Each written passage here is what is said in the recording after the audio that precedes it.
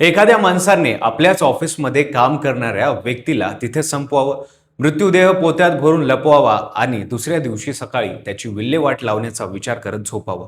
मी हे कुठल्या हिंदी पिक्चरची स्टोरी सांगत नाही, तर हे पुण्यात घडलेली एक सत्य घटना आहे. आणि हे करणारा माणूस सामान्य गुन्हेगार नाही, तो एक वकील आहे. भाजपच्या पुणे विधी शाखेचा अध्यक्ष सुद्धा आहे. तर काय आहे संपूर्ण प्रकरण, खून का केला, कसा केला, सविस्तर पाहूया व्हिडिओच्या माध्यमातून. नमस्कार, मी पंकज आणि तुम्ही पाहताय कसं काय. पुणे शहरातील मुंढवा भागात ॲडव्होकेट संजय सावंत यांचे कार्यालय आहे. संजय सावंत हे भारतीय जनता पक्षाचे पुणे विधी शाखेचे अध्यक्ष आहेत. त्यांच्या ऑफिसमध्ये गेल्या 3.5 वर्षापासून पूनम दिनेश मुन या काम करत होत्या. त्यांचं वय 35 वर्ष.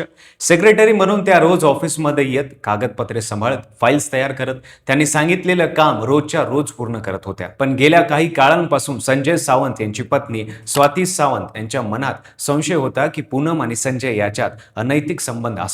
आणि हा संशय दिवसेंदिवस वाढत गेला. वाद होत होते, परिस्थिती चिघळत चालली होती. मग गुरुवारी 16 एप्रिलला सकाळी पूनम नेहमीप्रमाणे ऑफिसमध्ये पोहोचल्या. दिवस सुरू झाला. दुपारी पूनम यांचे पती दिनेश यांनी फोन लावला, पण फोन उचलला गेला नाही. त्याने सरळ साधा विचार केला, कामात असेल. संध्याकाळ झाली, रात्रीचे 8 वाजले, पूनम घरी आली नाही. दिनेश यांनी थेट ॲडव्होकेट संजय सावंत यांना फोन लावला. सावंत यांनी सांगितलं की त्या कदाचित मैत्रिणी किंवा नातेवाईकाकडे गेल्या असतील, काळजी करू नका. पण दिनेश यांचं मन ऐकत नव्हतं. त्यांनी रात्री 11 वाजता कुटुंबाने लक्ष्मीनगर पोलीस ठाण्यात तक्रार दाखल केली. पहाट होईपर्यंत कुठलाच पत्ता लागला नाही. शुक्रवारी सकाळी दिनेश स्वतः पूनम यांच्या ऑफिसमध्ये गेले. दार उघडले, आतमध्ये नजर गेली. एक पोतं जमिनीवर पडलेलं होतं. दिनेश यांनी थरथरत्या हातांनी पोतं उघडलं.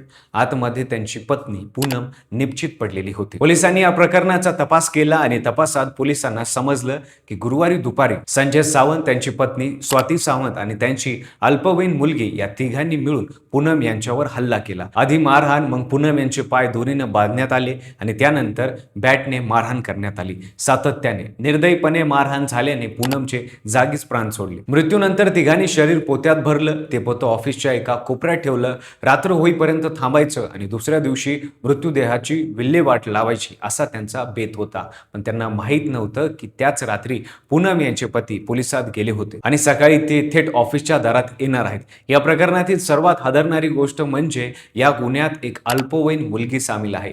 ही संजय आणि स्वाती सावंत यांची स्वतःची मुलगी आहे. म्हणजे पालकांनी आपल्या मुलींना या कृत्यात सहभागी केलं.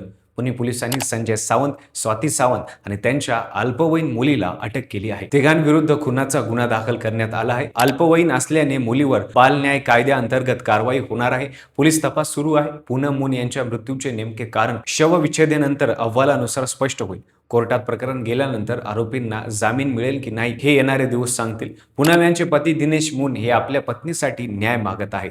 भाजप पक्षाचे अद्याप या प्रकरणावर अधिकृत भूमिका जाहीर केलेली नाही. पण पक्षाच्या विधी शाखेच्या अध्यक्षवरच खुनाचा ठपका आल्यावर पक्षाला उत्तर द्यावे लागणारच. पूनम मुन 3.5 वर्ष त्याच ऑफिसमध्ये काम करत होत्या. जिथे त्यांनी काम केलं तिथेच त्यांचा जीव घेतला गेला.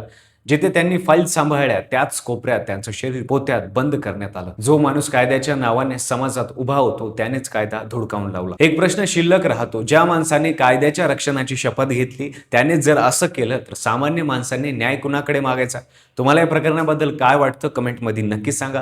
व्हिडिओ आवडला असेल तर लाईक करा. चॅनलवर नवीन असाल तर चॅनलला सबस्क्राईब करा आणि बेल आयकॉनला दाबायला विसरू नका आणि पाहत राहा फक्त कसं काय.